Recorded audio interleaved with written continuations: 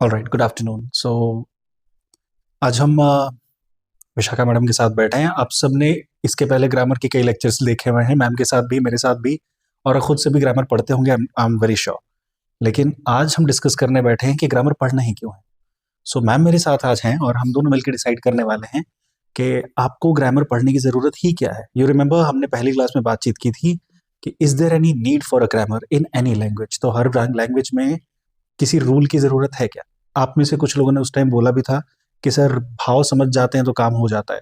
तो क्या उससे काम हो जाने वाला है, या एक्चुअली हमको ज़रूरत पड़ती है भाषा में नियमों की, जिनको हम ग्रामर कहते हैं या व्याकरण कहते हैं। तो मैम हमारे साथ हैं, मैम के लिए तालियां बजाइए। Thank you. तो ma'am welcome to the video. Thank class you. के सामने ये इस तरह से हमारे पढ़ाने का तरीका थोड़ा नया तरीका बन रहा है, and I hope everyone is watching there you and everyone is very happy to see you again. तो मैम इज हियर, और मैम आपका पूरा पूरा स्वागत है क्लास में। थैंक यू सो तो much. Take us through that journey कि जब भाषा की शुरुआत हुई होगी तो किसके दिमाग में ये बात आई कि नियम बनाने बहुत जरूरी है इसके लिए। तो because I come from a discipline of communication, संचार की दुनिया से, और उसी की क्लासरूम से मैं आती हूँ और उसी की स्टूडेंट भी हूँ। तो भाषा की ज़रूरत तो सबसे पहले हमें कम्युनिकेट करने के लिए ही पड़ी। उसका काम है भाषा का, वो ये कि आप अपनी बात किसी से कह पाएं और कोई आपकी बात को समझ पाए। इसके लिए भाषा एक टूल है। हम्म, ठीक है। अब इस भाषा को अगर हम समझने की कोशिश करें कि अंततः ये भाषा है क्या, तो मैं कम्युनिकेशन की क्लासेस में भी ये कहती हूँ कि language is a common code. Hmm, hmm. भाषा एक ऐसा कॉमन कोड है जो चार लोग मिलके समझते हैं। उदाहरण के तौर पे, अगर आप मलयालम जानते हैं, अगर मैं मलयालम जानती हूँ और आप नहीं जानते, तो वो आपके और मेरे बीच का कॉमन कोड नहीं है। भले वो लैंग्वेज है, भले उस लैंग्वेज का ग्रामर है, लेकिन अगर वो बातचीत करने वालों के बीच या कम्युनिकेट करने वालों के बीच कोई कॉमन कोड की तरह काम नहीं करता, तो उसका कोई औचित्य नहीं है। ओके, और फिर जब हम फिर भाषा पे आते हैं, क्योंकि मान लीजिए कि भोपाल में हिंदी बोली जाती है, जैसे कि केरला में मलयालम बोली जाती है, या पंजाब में पंजाबी बोली जाती है। Their language is a common code. अब उस कॉमन कोड के रूल्स ही नहीं पता होंगे किसी को कि उसका मतलब क्या है, तो उसका इस्तेमाल आप कैसे करेंगे। तो जिस क्लास के लिए हम ये तैयारी भी कर रहे हैं, वहां पर भी मैंने एक बार एक उदाहरण दिया था कि बिहार के बहुत सारे लोग हैं जो जानते हैं कि ठेकुआ क्या होता है, करेक्ट। लेकिन भोपाल के लोग नहीं जानते कि ठेकुआ क्या होता है। No, thekua is a common code which comes as a sound, एक ध्वनि की तरह वो हमारे पास में आता है। सिमिलरली एक और बढ़िया एग्जाम्पल है, क्योंकि मैं झारखंड में रही हूँ, तो वहाँ के कुछ शब्द मैं जानती हूँ। तो जब मैं पहली बार झारखंड गई, मजेदार बात, शायद बच्चों को याद हो, मैंने कहा भी होगा ये, जब मैं झारखंड पहली बार गई और मुझे चाहिए थे मुरमुरे, तो मैंने हम्म, दुकान वाले से कहा कि भैया आपके पास मुरमुरे हैं क्या। तो उन्होंने कहा ये क्या होता है। तो मुझे सोचना पड़ा कि ये क्या होता है, मैंने कैसे समझाऊं। फिर बाद में मुझे पता चला कि झारखंड और बिहार में मुरमुरे को मूरी कहते हैं। ना, exactly. That is a common code. तो ये मुझे पता होना चाहिए कि जिस व्यक्ति के साथ मैं कम्युनिकेट कर रही हूँ उसका कॉमन कोड क्या है। और ये जो कॉमन कोड है, ये दरअसल निर्धारित जब कर दिया जाता है, तो वो ज्यादा लोगों के लिए इस्तेमाल किया जा सकता है, और फिर इस तरह कोई भी भाषा जो है वो जन भाषा बन जाती है। इसीलिए ग्रामर की जरूरत पड़ती है, ताकि हम उन बातों के मतलब निकाल पाए जो हम कहना चाहते हैं। मतलब ये कुछ ऐसा ही है कि हमने कोई खेल बनाया है या हम खेल खेलने जा रहे हैं, और खेल साझा खेल होता है, चार लोग पांच लोग मिलकर हम्म। खेल रहे हैं। तो उस खेल के एक नियम होने चाहिए, हम्म। तभी आप उस खेल को सही ढंग से खेल बिल्कुल। सकते हैं। तो भाषा वो नियम है, भाषा वो खेल है जिसको आप खेलने जा रहे हैं, और उसका व्याकरण वो नियम है जो उस खेल को खेलने में आपकी मदद करने मदद वाला कर। है। तो बिल्कुल। जहां तक हम हिंदी की बात करते हैं, तो हिंदी में हम में से अधिकतर लोग सोच भी रहे होंगे कि हमने व्याकरण कभी ऐसे सीरियसली पढ़ा नहीं, इस खेल के नियम हमने ज्यादा सीखे पढ़े नहीं, हम्म। लेकिन हम अच्छा खासा खेल पा रहे हैं। मतलब ये भाषा हम ठीक ठाक यूज कर लेते हैं, इस्तेमाल कर पाते हैं बिना इसका व्याकरण ज्यादा पढ़े। फिर अंग्रेजी के साथ इतना स्ट्रेस क्यों, इसका व्याकरण पढ़ने के लिए इतना मारामारी क्यों करना ये बहुत ही जरूरी बात है, और इसको अगर हमने समझ लिया तो इसका तोड़ हमें मिल जाएगा। दरअसल जो अंग्रेज है उसके लिए हिंदी उतनी ही कठिन है जितना कि एक हिंदी भाषी के लिए शायद अंग्रेजी होती उस समय जब अंग्रेजी वाकई भारत में आई थी। अब हमारे लिए उतना कठिन नहीं है। उसका कारण यह है कि जब हम बड़े हो रहे थे तो हमने वही शब्द सुने। है। तो भाषा हम पढ़ के नहीं सीखते, दरअसल भाषा हम सुन के सीखते हैं। और खास तौर पे अपने आसपास के माहौल से सीखते हैं। तो हमारे माता पिता जो बात करते हैं या जो भाषा बोलते हैं, वो भाषा हमें कभी सीखनी नहीं पड़ती, वो अनायास ही हमारे जीवन में आ जाती है। तो किसी मराठी व्यक्ति को कभी मराठी सीखने की जरूरत नहीं पड़ी, क्योंकि उसने घर में मराठी सुनी है ना। उसे हिंदी शायद सीखनी पड़ी होगी। एक मलयाली को अगेन जैसी बात है कि उसको मलयाली सीखनी नहीं पड़ी, उसे आती है। तो क्योंकि हम जिस क्षेत्र में रहते हैं, या मैं भोजपुरी का भी उदाहरण लूं, तो जो उस रीजन से आते हैं उनके लिए भोजपुरी बड़ी आसान है। वो तो हमने पॉपुलर सिनेमा में सुन सुन के हमें पता है कि अच्छा इन शब्दों का क्या मतलब हो सकता है। तो वैसे देखा जाए तो भाषा हमें सीखने की जरूरत नहीं पड़ी, जो हमारी मदर टंग है, जिसको हम कहते हैं ना, which is the first language. इसलिए हमें कभी हिंदी में समस्या नहीं है, क्योंकि हमें मालूम है करेक्ट क्या, क्योंकि हमारे कानों में करेक्ट पड़ा हुआ है। तो फिर जो बड़ी समस्या अभी स्टूडेंट्स के साथ आती है वो ये है कि बातचीत की हिंदी भी, अगर सिर्फ हिंदी भाषा को भी ले अगर, हम्म तो बातचीत की हिंदी उनको आती है, हम्म लेकिन अगर उसको एक विषय की तरह पढ़ें और उसकी परीक्षा ली जाए तो वहाँ लगभग वही हश्र होता है जो अंग्रेजी के साथ हो रहा है। हम्म तो फिर वो ग्रामर की वजह से ही हो रहा है। तो ऐसा क्यों हो रहा है? मुझे सबसे पहला रीजन इसका लगता है एनजाइटी। कई बार बहुत सी चीजें हमें आती हैं, लेकिन हड़बड़ाहट में हम गलत कर देते हैं। तो हम बोल रहे होते हैं ठीक, लेकिन हमने क्या है, लिखने का रियाज नहीं किया, लिखने की प्रैक्टिस नहीं की, तो हम्म, हमसे वो गड़बड़ हो गया। Same happens with English. हमको लगता है हम इंग्लिश सीखना चाहते हैं, लेकिन हम इंग्लिश की प्रैक्टिस कहाँ करते हैं। या कोई भी काम हम सीखना चाहते हैं, उसके लिए आपको उसकी प्रैक्टिस तो करनी पड़ेगी। तो अगर आप हिंदी भी अच्छे से लिखना चाहते हैं, तो आपको थोड़ी प्रैक्टिस हिंदी लिखने की तो करनी पड़ेगी। ऐसा बिल्कुल नहीं चलेगा कि हमको नोट्स मिल जाए, हमको प्रेजेंटेशन मिल जाए, क्लास में बैठ के तो हम सिर्फ सुनेंगे और मैडम की शक्ल देखेंगे और फिर वो हमको पीडीएफ भेज देंगी और हम अच्छी आंसर शीट लिख लेंगे। ऐसा नहीं होता, ऐसा नहीं होता। इसके लिए आपको लिखना पड़ेगा। जब बोला जा रहा है, उस शब्द को अपने जहन में लेके उसे आप लिखिए। और इनफैक्ट जब हम एंकरिंग की भी क्लासेस करते हैं, या हम टेलीविजन के लिए भी एंकरिंग कर रहे हैं, उसकी चाहे स्टेज एंकरिंग चाहे रेडियो की बात करते हैं, तो हमारा यही कहना होता है कि आप उस बात को पहले लिख लीजिए।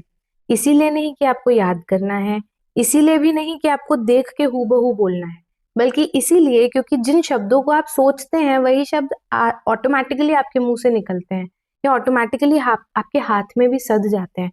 तो आपका उस शब्द के साथ रिलेशनशिप भी तो डेवलप करना जरूरी है। तो अचानक से आप सोचे कि 6 महीने मैंने क्लासेस करी, लेकिन मैं एग्जाम में अचानक से लिखने लगूं और मैं बहुत बेहतरीन लिख जाऊं, ऐसा नहीं होता। आपको लिखने की भी प्रैक्टिस करनी पड़ेगी। तो भाषा और उसका व्याकरण, लैंग्वेज और उसका ग्रामर कैसे और बेहतर करेंगे, इसको मैम अच्छे से एक्सप्लोर करेंगे हम इस वीडियो के लेटर पार्ट में। उसके पहले एक बार हम ग्रामर पे और थोड़ी बातचीत करें। बिल्कुल। तो हमने जैसे शुरुआत में बात कही कि ग्रामर नियम है जो भाषा सीखने, उसको इस्तेमाल करने में हमारे बहुत काम आने वाले आते हैं। पर क्यों आते हैं? मतलब उस खेल में ये नियम बनाने जरूरी ही क्यों है? क्या हम्म भाषा में किसी तरह के ग्रामर का होना जरूरी है? अगर हम बिना ग्रामर पढ़े भी अंग्रेजी सीखने निकल जाते हैं तो हमारे लिए कितना कठिन हो सकता है या कितना आसान हो सकता है? अगर हम ग्रामर के बिना या ग्रामर के साथ भाषा का इस्तेमाल कर रहे हों तो फर्क क्या आता है दोनों में? बिना ग्रामर की भाषा और ग्रामर के साथ वाली भाषा, दोनों में क्या अंतर है? हमको हम्म उस तरफ थोड़ा ले जाइए। क्या उसके जो हम कहना चाहते हैं उसके मीनिंग पे उसका कोई असर पड़ रहा है? क्या हो क्या रहा है? ग्रामर की जरूरत कहाँ पड़ रही है हमको? तो कई बार हमें ऐसा लगता है, बच्चों को भी ऐसा लगता है, जब हम बच्चे थे तो हमें भी लगता था कि यार समझ तो आ रहा है, क्या दिक्कत है, टूटी फूटी भी बोल दी बात तो समझ में तो आ रही है। बिल्कुल, छोटा बच्चा तो रो भी देता है तो उसकी बात समझ में आ बिल्कुल जाती है। समझ में आ जाती है। लेकिन अब क्योंकि क्या है कि यहाँ बात सिर्फ समझने बस की नहीं है ना। एक पहला हिस्सा तो ये आता है कि हमें अपनी बात कम्युनिकेट करना है, लेकिन दूसरा हिस्सा ये आता है कि कितना इफेक्टिवली कम्युनिकेट करना है। एग्जैक्टली। तो जब हम इफेक्टिवली कम्युनिकेट करने की बात करते हैं, तो डेफिनेटली ग्रामर वहाँ काम आती है। अच्छा, ये इफेक्टिवली का क्या मतलब हुआ कि इफेक्ट, किस तरह का इफेक्ट आता राइट है उससे? राइट। तो मैं अगर अपनी कोई बात कह रही हूँ और किसी ने सुन ली और समझ ली, लेकिन मैं चाहती हूँ कि वो ना सिर्फ सुने और समझे नहीं, बल्कि मान भी ले। हम्म। हम्म। तो मानेगा क्यों? आप कौन भाई साहब? क्यों माने? आप पता आप हैं कौन? तो दरअसल जब आप सही तरीके से बात कहते हैं, तो सामने वाला ये मानता है कि यार आप कुछ तो हैं। इसको हमें किसी कॉन्टेक्स्ट में समझे। हाँ, मान लेते हैं कि हम बिल्कुल। इंटरव्यू में बैठे हैं। यस। अगर कोई स्टूडेंट किसी इंटरव्यू में बैठा है और वहां उसके पास दो चॉइस है, या तो ग्रामर का इस्तेमाल करके लैंग्वेज का इस्तेमाल करे, या बिना ग्रामर वाली लैंग्वेज पे ही चला जाए। तो आपके हिसाब से इफेक्टिव कब होगा, कैसे होगा? एक बार फिर से पूछिए सवाल। तो सवाल ये है कि अगर वो इंटरव्यू में बैठा है, उसके पास दो चॉइसेस है, उसको दो तरह की भाषा आ सकती है। एक भाषा अंग्रेजी में ही, जब वो बिना ग्रामर के अंग्रेजी बोल रहा हो, तब कितना इफेक्टिव होगा उसका इंटरव्यू दे पाना। और दूसरा, जब वो ग्रामर के साथ वाली अंग्रेजी बोल रहा है, तो कितना इफेक्टिव होगा। तो वो इफेक्टिवनेस पे, प्रभाव पे क्या असर पड़ रहा है उससे, ग्रामर से? बढ़िया सवाल। मैं इसको आपको एक और उदाहरण में देती हूँ। टेलीकॉलर्स का फोन आता है हमारे पास। हाँ, बिल्कुल। उनके पास दो चीजें होती हैं टेलीकॉलर्स के पास, एक उनकी आवाज और दूसरी उनकी भाषा। जब आपके पास कोई कॉल आता है और वो कहते हैं कि हाँ मैडम, मैं यहाँ से बोल रहा हूँ, वहां से बोल रहा हूँ, ऐसा है वैसा है, ये है वो है, आपसे बात करनी थी। How do you treat that call? आप कैसे उसे? बड़े हाँ। मतलब लेकिन अच्छे से अगर नहीं करते आपको हम। कोई फोन करके ये बोले कि नमस्ते मैम, मैं यहाँ से फोन कर रहा हूँ और मैं आपसे बस 2 मिनट बात करना चाह रहा था, कैन वी स्पीक? ऑब्वियसली बात करने की पॉसिबिलिटी बढ़ जाती है फिर। यस। अब आप देखिए कि यहाँ ग्रामर का वैसे कोई बहुत रोल नहीं है, लेकिन इसमें कम्युनिकेशन का ग्रामर तो है। करेक्ट। यहाँ भाषा के ग्रामर की बात हम ना भी करें तो कम्युनिकेशन का ग्रामर यहाँ पे काम कर रहा है, राइट? तो क्या ये सेम चीज इंटरव्यू में भी काम आएगी बच्चे को? एब्सोल्युटली काम आएगी। अगर आप अपने इंटरव्यूअर के सामने बैठे हैं और वो आपसे कोई सवाल पूछता है, और मैं फिर यहाँ हिंदी और अंग्रेजी में इस तरह से बात करूंगी कि अगर उसने आपसे पूछा कि tell me about yourself, now what is there that you would want to tell about yourself, in which language? Hmm. कई बार आप जानते हैं कि सर मेरी हिंदी अच्छी है भगवान की कृपा से, तो मैं जब हिंदी भी बोलती हूँ तो लोग मुझसे ये कहते हैं अरे आपकी हिंदी इतनी अच्छी कैसे है? बात यह है कि आपने उस भाषा पर इतना कमांड किया हुआ है कि वो सुनने वाले को लग रहा है कि यार आप पढ़े लिखे हो, एग्जैक्टली। आपको बोलना आता है, आपको शब्दों की समझ है, आपको ग्रामर की समझ है। लेकिन जब आपके पास ग्रामर नहीं होती तो इसके जैसे इंटरव्यू वाली सिचुएशन आपने कही, वहां पे दो स्थितियां बनती हैं। एक तो ये कि जब आपकी खुद की ग्रामर अच्छी नहीं है, जो आपको खुद को पता है, आप में कॉन्फिडेंस नहीं हो, क्योंकि ये बात आप जानते हैं कि आपको नहीं आता, है ना? दूसरी बात ये, आप फिर अपना कितना भी अच्छा स्किल लेकर जाएं, कितना भी नॉलेज वहां लेकर जाएं, अगले वाले तक आपकी बात पहुंच ही नहीं पाएगी, क्योंकि उसने तो पकड़ लिया कि आप में तो कॉन्फिडेंस ही नहीं है। तो मीनिंग भी फ्लो नहीं कर पाता मीनिंग भी सामने। फ्लो नहीं कर पाता करेक्ट। सामने वाले के पास में। प्लस देखिए, ग्रामर में सिर्फ टेंसेस का सही इस्तेमाल करना, प्रेपोजिशंस, आर्टिकल्स, ये सारी चीजें तो इंग्लिश की मैं बात करूँ तो ये सब तो आता ही है, लेकिन उसका एक हिस्सा वोकैबुलरी भी होता है जिसपे हम अक्सर एग्जैक्टली। ध्यान नहीं देते। तो हमें ये भी देखने की जरूरत है कि जब हम अपनी बात कह रहे हैं तो उस वोकैबुलरी में किस तरह के शब्दों का इस्तेमाल हम कर रहे हैं। तो अगर आपके पास अच्छा शब्दकोश है और आप ऑल्टरनेटिव बातें, एक ही शब्द को ऑल्टरनेटिव शब्दों के माध्यम से भी अपनी बात कह पा रहे हैं, तो अगले को ये बात समझ में आती है कि नहीं यार, इसे बात करनी तो आती है। अब आप चाहे एक प्लम्बर है, आप चाहे एक इलेक्ट्रिशियन है, आप चाहे एक मैनेजर है, आप चाहे एक रिसेप्शनिस्ट है, लेकिन ये सारे ही लोग अगर अपनी बात ही नहीं कह पाएंगे तो काम कैसे चलेगा?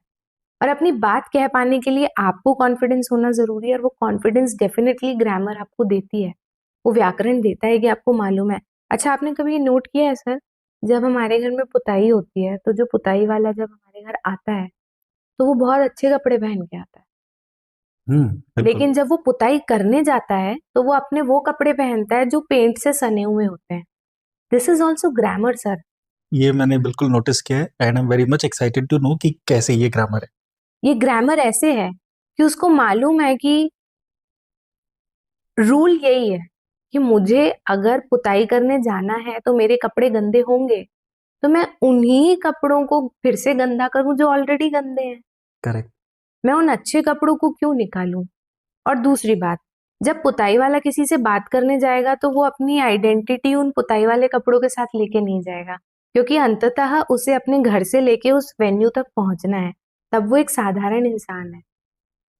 लेकिन जब करेक्ट। वो पुताई करने पहुंचता है तब वो पुताई वाला हो जाता है। वो रोल चेंज कर रहा है ना। Exactly. That is what we are doing in our life also. अगर हम भाषा को बरतने की भी बात करें तो अगेन शायद इन्हीं बच्चों से मैंने ये बात भी कही थी कि जब हम अपने पिता से बात करते हैं तो हमारे बात करने का तरीका अलग होता है, जब हम अपने भाई बहन से बात करते हैं तो बात करने का तरीका अलग होता है, जब दोस्तों से करते हैं तो अलग होता है, और जब हम स्क्रीन पे करते हैं तो अलग होता है, जब हम कोलीग से करते हैं तो अलग होता है। ये क्या है? ये भी एक अनसेड ग्रामर है जो हमें ऑटोमेटिकली बताता है हमें किस तरह के शब्दों का इस्तेमाल करना है, हमारी देह भाषा कैसी होगी, हमारी भंगिमा कैसी होगी, हमें कितना प्रोजेक्शन के साथ अपनी बात को कहना है। ये सब कुछ, because I am talking from the perspective of communication, not only restricting to the grammar of language, पर ये सब कुछ कम्युनिकेशन का हिस्सा है। एग्जैक्टली। तो जो बात हम कह रहे थे कि रूल्स तो हर जगह हैं, वो हमें अपनी बात को इजीली कम्युनिकेट करने में मदद करते हैं। एग्जैक्टली, इनफैक्ट जितने भी रोल्स आप लाइफ में निभा रहे हैं एज ए स्टूडेंट, मैम ने जैसे एग्जांपल्स दिए, पापा से बात करने का तरीका, कोलीग से बात करने का तरीका, every role every scenario comes with some objective, बातचीत करने के कुछ उद्देश्य लेकर आता है। सेम हैपन्स जब आप इंटरव्यू में बैठे होते हैं, वहां आप एक इंटरव्यूई हैं और सामने इंटरव्यूअर है, तो वहां आपका ऑब्जेक्टिव उसी हिसाब से है कि मुझे इस दिए गए समय में अपने बारे में, अपने प्रोफेशनल कैपेबिलिटीज के बारे में सब बता देना है। और एक सही भाषा coupled with some good grammar, the correct grammar, ये आपको बहुत हेल्प करती है अपने बारे में सही तरीके से कन्वे कर पाने के लिए टू द इंटरव्यू। और हो सकता है इससे चांसेस बहुत बढ़ जाते हैं, वैसे ही जैसे कि उस टेलीकॉलर के चांसेस बढ़ गए क्लाइंट के साथ बात करने के। हो सकता है इंटरव्यूअर आप में थोड़ा इंटरेस्ट ज्यादा ले ले अगर आप अच्छी भाषा का इस्तेमाल कर रहे हैं, या ओवरऑल भाषा ही नहीं, जैसे मैम ने बोला, पूरा कम्युनिकेशन स्किल आपका पूरा पैकेज सही हो, तो इंटरव्यूअर आप पे थोड़ा ज्यादा ध्यान दे सकता है, और आपको यकीन मानी वही चाहिए उस टाइम पे वहां पे। And also because language is a tool, वो Exactly. दरअसल आपको वहां तक पहुंचने का एक रास्ता दे रहा है, तो एग्जैक्टली। उसको टूल की तरह हमें इस्तेमाल। अच्छा, मैम ने अभी 2 शब्द और इस्तेमाल किए इसके पहले, मैं बता दूं जिनको ये बात तब से खटक रही है कि मैम ने 2 शब्द बोले, उनकी अंग्रेजी हमको नहीं समझ में आ रही। देह भाषा इज बॉडी लैंग्वेज, भंगिमा जेस्चर्स, राइट? तो इसको ध्यान में रखिए, ये हम बहुत सुनते हैं, तो आपको जेस्चर पॉस्चर याद रहता होगा, भाव भंगिमा और ये शायद याद न रहे, तो मैंने इसलिए आपके लिए आसान कर दिया। क्योंकि मैम से बातचीत करने का एक मजा ये है कि आपको दोनों भाषाओं में बहुत ही समान तरीके से फ्लुएंसी मिलती है, तो मुझे भी इस तरह बहुत मजा आने वाला है। सो मैम आगे बढ़ते हैं। अब हम एक्चुअली आते हैं उस चीज के ऊपर जो, अब जैसे आप कह रहे थे कि इंटरव्यूज हो चाहे कहीं भी प्रोफेशनल फ्रंट पे, हम अगर सही भाषा का इस्तेमाल कर रहे हैं, ग्रामर का यूज कर रहे हैं, तो हमको वो प्रोफेशनलिज्म दिखाने में आसानी होती है। बिल्कुल। तो बीइंग अ प्रोफेशनल आपके पास एक बड़ा अच्छा टूल है अपनी क्रेडिटेबिलिटी बनाने का। उसके ऊपर थोड़ा और बताएं कि और कैसे, मतलब नॉट जस्ट लैंग्वेज का ग्रामर, द होल कम्युनिकेशन का ग्रामर ये कैसे ऐड ऑन करता है।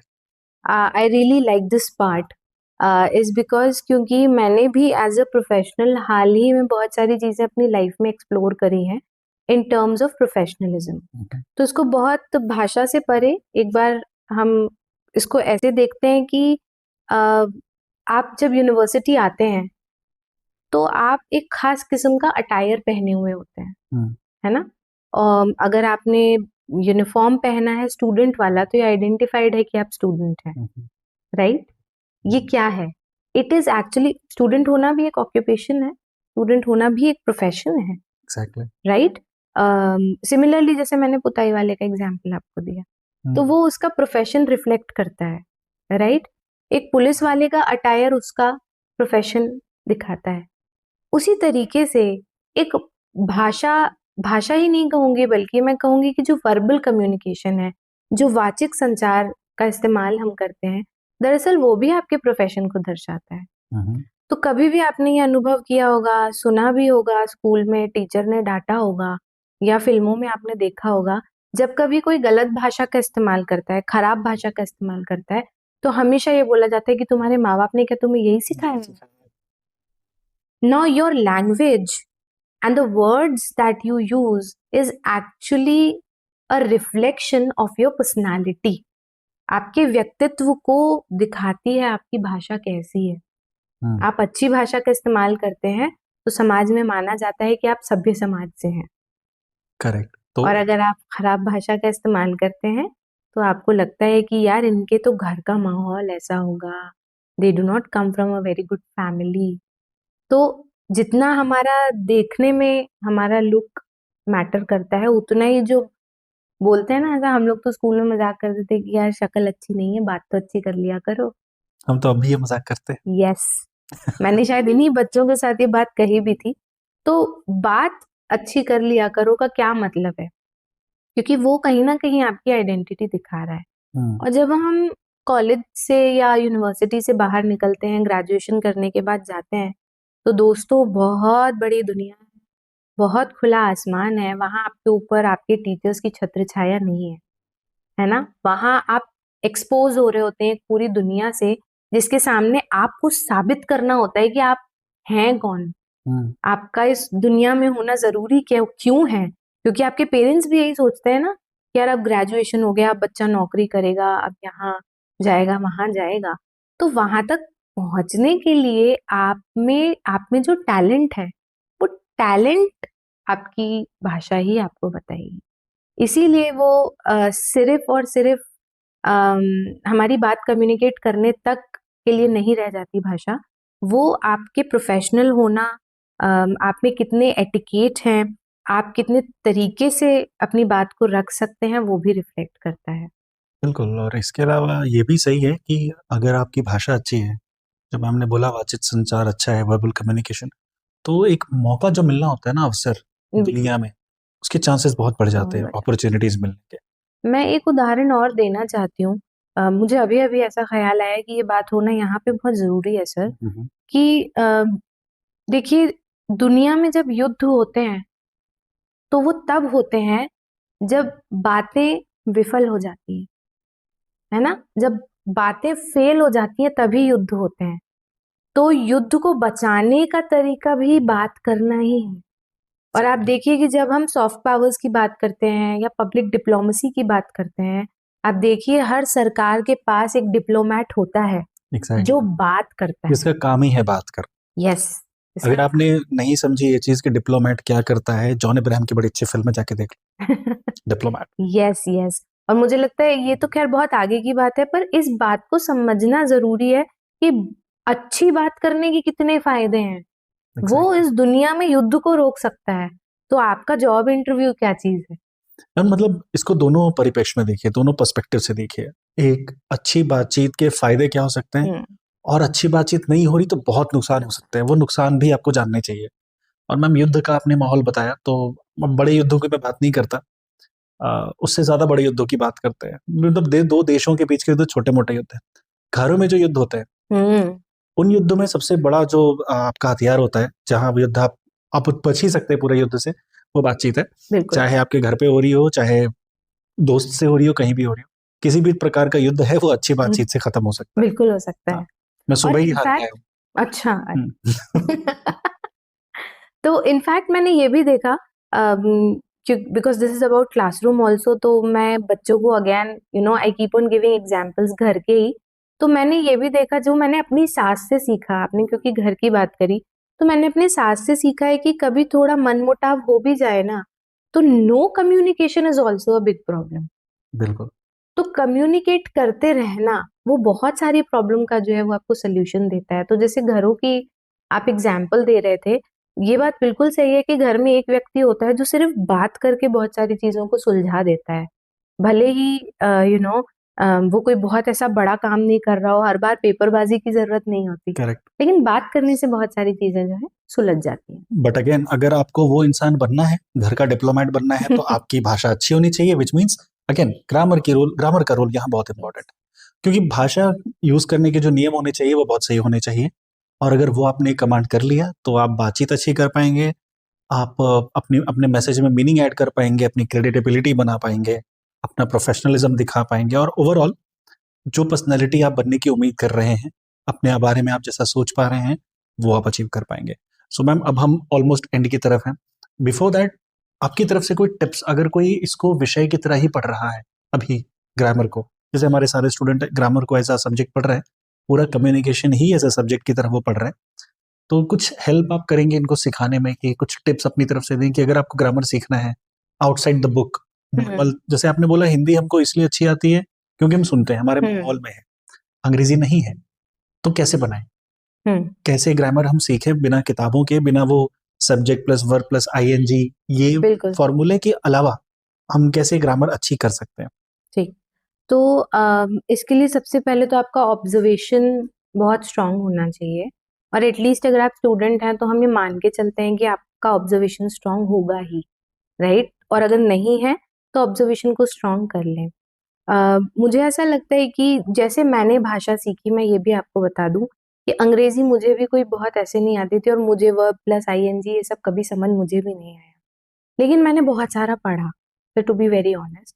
और अगर आप वाकई में दिल लगाकर 1 साल ऑब्जर्वेशन के साथ ठीक से कुछ पढ़ते रहेंगे ना, तो आपको भाषा सीखना कोई कठिन काम नहीं हो। और मैम ये कुछ में क्या आ सकता है जिसको ऑब्जर्व करके पढ़ना है? ये कुछ में कुछ भी आ सकता है जिसमें आपको रुचि हो। जैसे मुझे उपन्यासों में रुचि थी, मुझे इंग्लिश नॉवेल्स में रुचि थी, तो मैंने कुछ 2-3 अच्छे राइटर्स पकड़े और फिर मैंने उन्हें पढ़ना शुरू किया।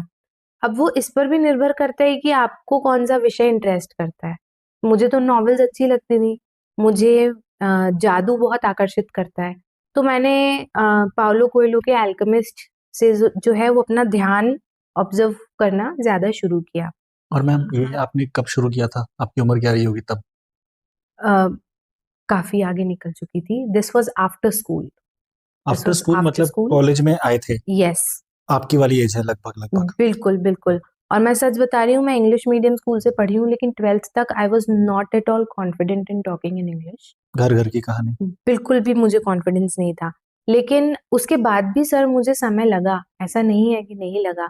1 साल मैंने जब पढ़ा तो मैं कम से कम लिखने में कॉन्फिडेंट फील करती थी, बोलने में नहीं करती थी। तो मैम जब आप ये पढ़ने में टाइम दे रहे थे तो ऐसी कौन सी चीजें छूट गई आपसे जो आप पहले करते होंगे, पर इस अंग्रेजी सीखने के चक्कर में वो कंफर्ट वाली चीजें छूट गई? नहीं, ऐसा कुछ था? ऐसा कुछ भी नहीं हुआ। कुछ नहीं छूटा, कुछ नहीं छूटा। बस रूटीन में चीजें कुछ ऐड होती चली गई। हाँ, ठीक है। तो जैसे अब उस समय तो मोबाइल्स उतना नहीं होते थे जब हम ग्रेजुएशन कर रहे थे। आज शायद थोड़ा सा मोबाइल छूटेगा इनका। और मैं तो यही सजेस्ट करती हूँ कि आप कुछ मत कीजिए, आप सोने के आधा घंटा पहले, जब भी आपको लग रहा है कि अब मुझे सोने जाना है, उससे 15-20 मिनट आधा घंटा ले लीजिए और कुछ पढ़ लीजिए। और आपको नहीं समझ आ रहा, मत आने दीजिए। कोई जरूरी नहीं है कि आपको समझ आए, लेकिन आपको रियाज करना पड़ेगा, आपको उसके साथ रहना पड़ेगा। वो रियाज कैसे करें? हाँ, तो बहुत अच्छा तरीका ये होगा, अगर आप इंग्लिश सीखना चाहते हैं तो आजकल मोबाइल फोन्स में ही न्यूज एप्लीकेशंस अवेलेबल है। हम्म। तो आप Hindustan times, the Hindu, times of India, Indian express, इनके एप्लीकेशंस मोबाइल फोन में अवेलेबल है। आप बिल्कुल 2 या 3 डाउनलोड कर लीजिए और नियम बना लीजिए कि सुबह आपको कम से कम 15 मिनट पढ़ना है और रात में सोने के पहले आपको 15 मिनट पढ़ना है। ये तो मैंने बहुत इजी चीज बता दी आपको। इसके एक स्टेप और आगे जाके जब आपको लगे कि now you are feeling comfortable, तो आप बहुत अच्छा होगा कि कुछ हार्ड कॉपी में लेकर आप कुछ पढ़ें। और अगर वो किताब हो तो उससे अच्छा कुछ भी नहीं। आप एक पेंसिल रखिए अपने पास, आपको जो कठिन शब्द लग रहे हैं आप उन्हें अंडरलाइन कर लीजिए, मत ढूंढिए उसके मीनिंग, मत ढूंढिए कि इसका अर्थ क्या है। आप एक सिंपल रीडिंग करो और अंडरलाइन कर लो और देख लो कि आपको क्या समझ में नहीं आया। ठीक है, मान लो आपने 5-6 पन्ने पढ़ लिए, आप एक कहानी पढ़ रहे थे, वो कहानी पूरी हो गई, या 10 पन्ने आपने पूरे कर लिए और आपको लग रहा है कि अब आप पढ़ते पढ़ते थक गए हैं, तो अब जाइए, अब उन शब्दों के मीनिंग खोजिए जो कि आपको नहीं पता थे, और बहुत अच्छा होगा कि आप उनको उन्हीं जगह पे लिख लीजिए, हिंदी में लिख लीजिए कि इस शब्द का अर्थ ये है। अब आप एक दोबारा रीडिंग कीजिए और जब वो शब्द आए तो उसको हिंदी शब्द से रिप्लेस कर दीजिए, और पढ़ते पढ़ते आप जब उस शब्द को रिप्लेस करेंगे तो आपको उस सेंटेंस का मतलब समझ में आ जाएगा। And why not repeat that sentence you know in your own way. थोड़ी मेहनत करनी पड़ेगी, लेकिन अगर कुछ सीखना है तो मेहनत करनी पड़ेगी। तो ये जो आपने पूरा रूटीन बताया मैम, साउंड्स लाइक कि पूरा का पूरा एक एक्सरसाइज है, करना हाँ, ही पड़ेगा लक्ष्मण टाइप से। लेकिन ये उसके लिए है जिसको कुछ भी समझ में नहीं आता है। और फिर एक और चीज मुझे लगी ये पूरा एक्सरसाइज समझने में कि ये शायद आपको रेगुलरली करना पड़ेगा, कंसिस्टेंटली करना पड़ेगा। बिल्कुल करना, ऐसा है? बिल्कुल करना पड़ेगा। आप एक बात बताइए, ब्रश करना बच्चा कैसे सीखता है? हाँ, उसको रोज करना बताना पड़ता है ये। तभी उसे आता है। जूते बांधना आपने कैसे सीखा? हाँ, मम्मी थी साथ में। हाँ, आपको बटन लगाना कैसे आया शर्ट का? मम्मी थी साथ में, मतलब रोज करना पड़ा ये। लेकिन एक ना एक दिन आपने किया ना। खुद से किया और अभी वो बार जो बार करते करते हुए हुआ। यस, आपको आपकी जैकेट की जो चेन होती है जो हमें ऐसे फिट करनी होती उसमें लगाना, दोनों है, कि वो सिरों को जोड़ना। कैसे, अभी तो बहुत से ऐसे लोग होंगे, अभी लड़कों को बोल दीजिए सुई में धागा डालने के लिए? नहीं आता होगा ऑब्वियसली। तो आपको हर चीज करनी पड़ेगी। ऐसा बिल्कुल चलना कैसे सीखा यार? करना पड़ेगा, बिना किए कुछ नहीं आता। तो मतलब ग्रामर सीखने के लिए अपनी लाइफ के 24 घंटे में से आपको एक अहम हिस्सा निकालना ही पड़ेगा। बिल्कुल। मतलब सिर्फ ग्रामर की बात नहीं है, पूरा कम्युनिकेशन सीखने के लिए क्यों जरूरी है इस पे हमने बातचीत कर ली। इतना सारा बबल हमने इसी पे बनाया है कि क्यों जरूरी है, इससे कितने फायदे हो सकते हैं या इसके नहीं आने से कितने नुकसान भी हो सकते हैं, वो भी हमने जान लिया। तो करना है, इस पे हम सब सहमत है। मैम ने एक तरीका बताया है, ऑलमोस्ट ऑलमोस्ट वही तरीका है जो मैंने भी आपको बता रखा है। अब चूंकि हमारे जो स्टूडेंट्स हैं मैम, उनको कंप्यूटर की भाषा ज्यादा समझ आती है, तो मैंने उनको बड़ा सिंपल सा एक तरीका बताया कि अपने आप को कंप्यूटर समझिए। आपके पास दो इनपुट डिवाइसेस हैं, आपकी आंखें और आपके कान, वेरी जिनसे आप नाइस। पढ़ सकते हैं और सुन सकते हैं। डेटा ऐसे अंदर आएगा। The more you read, the more you listen, आपके पास ग्रामर और भाषा का इंटेक हो रहा है। और जैसे मैम ने बताया प्रैक्टिस, तो रियाज मोस्टली आउटपुट डिवाइसेस से कीजिए, यानी आपका मुंह और आपके हाथ। लिखिए और बोलिए। जितना आप सुन रहे हैं, जितना ज्यादा सुनेंगे और जितना ज्यादा लिखेंगे और बोलेंगे, ये प्रैक्टिस उतना बढ़िया बनेगा। आप अच्छे प्रोसेसर के रूप में मार्केट में जाने जाएंगे। और यकीन मानिए, आज के दौर में सबको अच्छा प्रोसेसर चाहिए, बिल्कुल। है ना, जो गलतियां कम करे और ज्यादा आउटपुट निकाल के दे कम एफर्ट में। और ये सिर्फ प्रोफेशनल लाइफ की बात नहीं हो रही है सर, पर्सनल लाइफ में भी अच्छा प्रोसेसर होना इज वेरी इंपॉर्टेंट। बिल्कुल मैम, बहुत जरूरी है। मैंने अभी देखा था कि एक लड़के ने एक लड़की को मैसेज डाला, आई लाइक यू, और ब्लॉक हो गया बेचारा। ओह। उसको मैसेज देना आना चाहिए था ढंग से। हाँ अगर वो एक बिल्कुल। अच्छी सी कविता लिख के भेज देता तो बात अलग ही होती फिर। राइट। तो वहाँ एक फर्क पड़ जाता है। तो thank you so much ma'am, अपना टाइम देने के लिए, इस क्लास के लिए। और अगर आप लोग चाहेंगे तो हम मैम को फिर से किसी दिन बुलाएंगे और किसी टॉपिक पे बात करने के लिए। आप लोग बताना कि क्या बात करनी है। लंबी वीडियो हो सकती है, पर अगर आपको, जैसे मैम ने बोला, सीखना है तो टाइम तो निकालना पड़ेगा। बिल्कुल। मुझे लगता है इंटरेस्टिंग तो रहा ही होगा, क्योंकि मैम बैठी थी तो इंटरेस्टिंग लगेगा। उनके बोलने का तरीका ही आपको पसंद आता है। तो बट सर, आप भी इतना इनिशिएटिव जो ले रहे हैं ये सब करने के लिए, let me tell all the students here, इतना एफर्ट कोई डालता नहीं है। तो as a teacher you are putting in so much effort. I think all these kids are very lucky कि आप उनको एक ऐसा विषय समझा रहे हैं जो उसकी बारीकियों पे बात करना चाहता है। मैम आज के टाइम में ये कॉलेज पहुंच जा रहे हैं, क्लास में बैठे हैं, तो इतना एफर्ट इन्होंने लगा दिया, हम जस्ट रेसिप्रोकेटिंग कर रहे हैं। वेरी मेरे नाइस। लिए बहुत बड़ी बात है आप लोग क्लास में खुद ही बैठे हुए आकर। वेरी तो नाइस। क्योंकि झेलना आसान नहीं। मैं रोज क्लास में जाके यही पूछता हूँ कि अगर कोई बच्चा पहली बार आया होता है तो मैं उसको यही बोलता हूँ कि कोई है जिसने पहले नहीं झेला हो? तो खुद ही हाथ उठाते हैं, हाँ सर मैंने नहीं झेला। बाकी सब मानते हैं, हाँ सर हम तो झेल चुके हैं। तो चलो अगली बार मुझे फिर से झेलना। मैम इज ऑलवेज देयर, और ma'am will be the treat to eyes and your ear. कुछ सीखने को मिलेगा। टिल देन मिलते हैं अगली क्लास में। बाय। बाय।